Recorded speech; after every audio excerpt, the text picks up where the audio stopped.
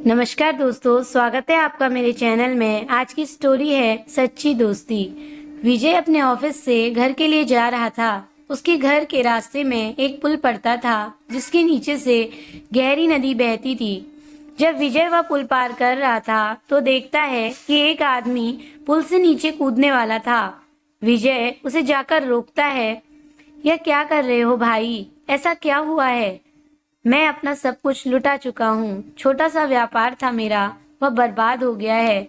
कैसे अपने घर परिवार का पालन पोषण करूंगा? वह आदमी कहते कहते रोने लगता है। तो ठीक है, मर जाओ और अपने पीछे अपने परिवार को एक और दुख दे जाओ। क्या करेंगे वह? तुम्हारा दुख मनाएंगे या लोगों के पैसे चुकाने के रास्ते ढूंढेंगे? विजय ने उसे डांटा। विजय की डांट सुनकर वो आदमी थोड़ा संभला। तब विजय ने उसके बारे में उससे सारी बात पूछी। मेरा नाम रवि है। मेरा कपड़ों का छोटा सा व्यापार था। पिछले महीने शहर में जो दंगे हुए थे उसमें मेरी दुकान और कारखाना जला दिया गया। समझ नहीं आता लोगों के पैसे कहाँ से चुकाऊंगा और कैसे अपना घर चलाऊंगा। विजय को रवि अपने बारे में सब कुछ बताता है। विजय उसे सांत्वना देते हुए कहता है, मेरा लकड़ी का बहुत बड़ा काम है। कई जगह पर माल सप्लाई करता हूँ। तुम मेरा व्यापार में हाथ बटाओ तो अपनी परेशानियों से बाहर निकल सकते हो और मुझे भी साथ मिल जाएगा। मैं जल्द ही तुम्हें अपने ऑफिस बुलाता हूँ। अभी तुम अपने घर जाओ।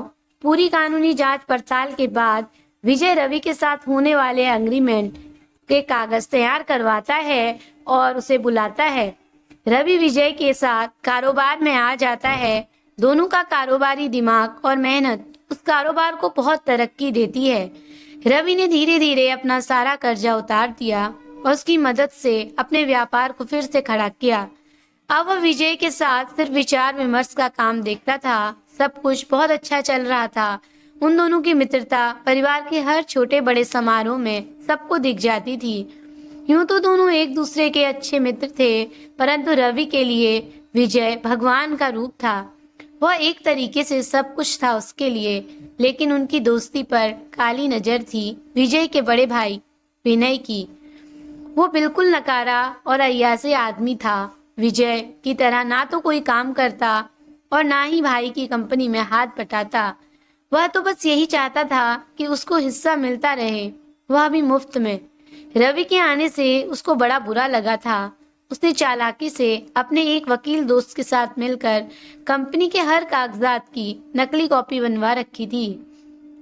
एक दिन को सही मौका मिल जाता है।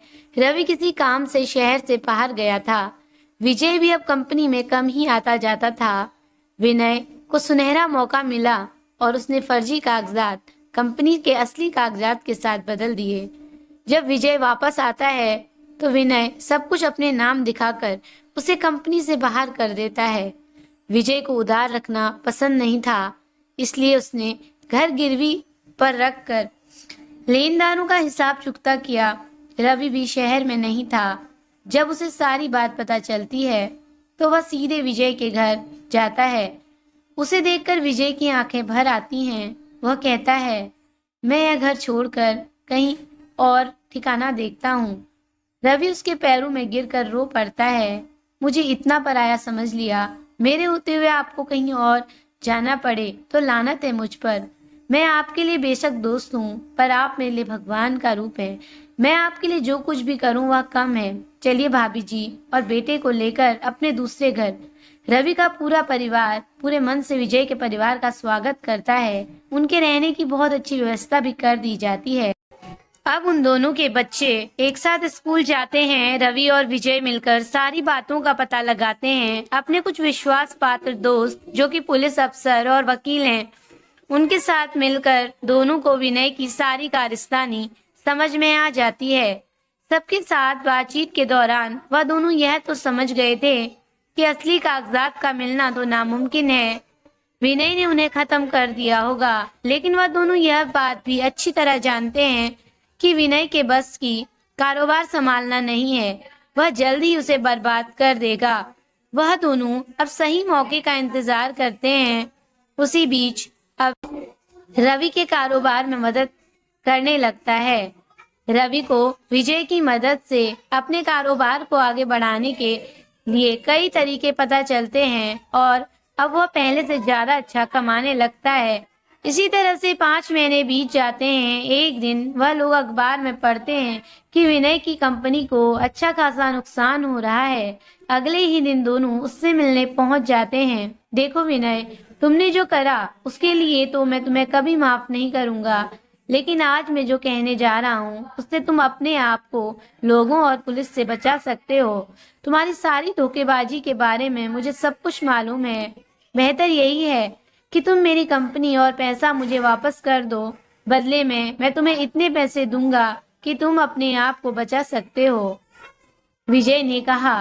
विनय के पास उसकी बात मानने के अलावा कोई और चारा नहीं था। उसको विजय की बात माननी पड़ी। अब रवि और विजय के वकीलों द्वारा नए कागजात बनवाए गए और सारी कानूनी औपचारिकता पूरी कर दी गई। विजय ने विनय को हमेशा के लिए अपनी जिंदगी से अलग कर दिया।